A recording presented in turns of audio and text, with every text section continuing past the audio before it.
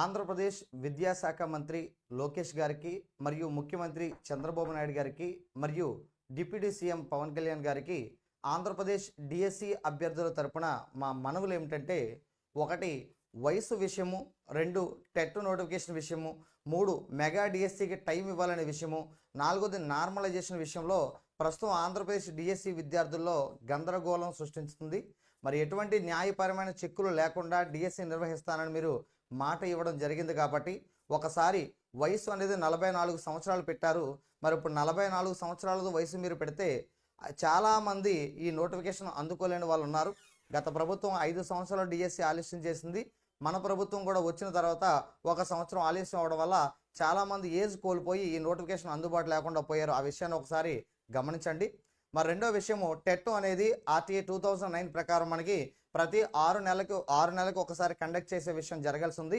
కానీ మనకి గత జూన్లో నోటిఫికేషన్ వచ్చింది. మరలా సుమారు 10 నెలలు అయిపోయింది.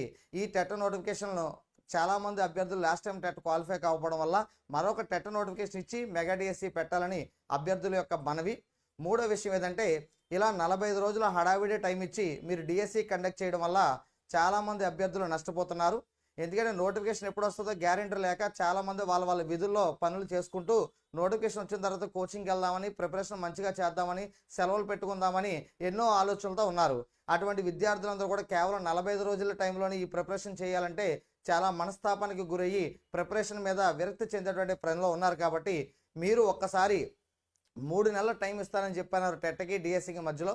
మరి నోటిఫికేషన్ ఇచ్చిన తర్వాత 3 నెలలు ఇస్తే విద్యార్థులు ప్రిపరేషన్ చేయడానికి చాలా అనుకూలంగా ఉంటుంది. ఈ విషయాన్ని కూడా గమనించండి. మరి నాలుగో విషయం ఏదంటే, నార్మలైజేషన్ అంటున్నారు. మరి నార్మలైజేషన్ విధానం వలన బాగా కష్టపడినాడు నష్టపోయే అవకాశం ఉంది. ఓ మాదిరిగా కష్టపడినాడు కూడా ఉద్యోగం వచ్చే ఛాన్స్ ఉంది. ఏమీ కష్టపడినాడు కూడా ఈజీగా ఉద్యోగాలు వచ్చే ఛాన్సెస్ ఉంటాయి నార్మలైజేషన్లో. ఆ విషయాలన్నీ కూడా మీకు తెలిసినవే. మరి ఏకంగా వయసు విషయంలో మినహాయింపు కానీ, అలాగే మనకి టెట్ విషయం గురించి ఒకసారి ఆలోచించండి.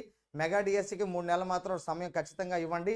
అలాగే ఈ యొక్క నార్మలైజేషన్ విధానం గురించి ఆలోచించి ఆంధ్రప్రదేశ్లో సీరియస్గా ప్రిపేర్ అవుతున్న ప్రతి డిఎస్సి అభ్యర్థికి న్యాయం చేకూరుస్తారని మనవి చేస్తున్నాను. My name is Ramu, faculty of geography and director of Shri Vijetha institute, Bhimavaram.